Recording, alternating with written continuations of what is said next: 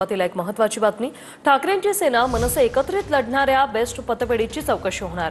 Best कर्मचारी सहकारी पतसंस्था पतपेढीवर काही सभासदांना सहकार विभागाची नोटीस। ठाकरे बंधूंचं पतपेढी निवडणुकीसाठी उत्कर्ष नावाचं एकत्र पॅनल आहे। निवृत्ती बाबर आमचे प्रतिनिधी आपल्यासोबत फोन लाईनवरून जोडलेत। निवृत्ती, काय माहिती? नक्कीच रोशाली, आपण पाहतोय की बेस्टच्या पतपेढीची निवडणूक जी आहे ती 18 ऑगस्टला पार पडणार आहे। परंतु त्या अगोदर 2024 आणि 25च्या ह्या आर्थिक वर्षाची चौकशी करण्याचे आदेश जे आहेत ते आदेश सहकार विभागाच्या वतीने देण्यात आलेले आहेत।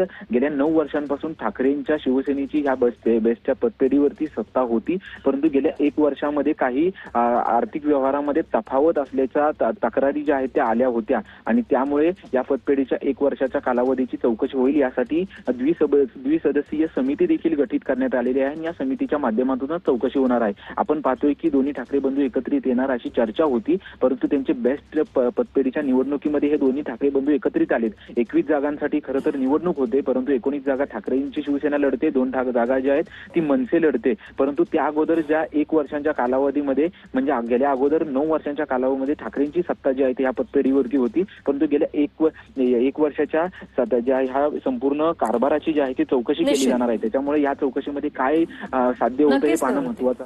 धन्यवाद तुम्ही दिलेल्या या माहितीसाठी।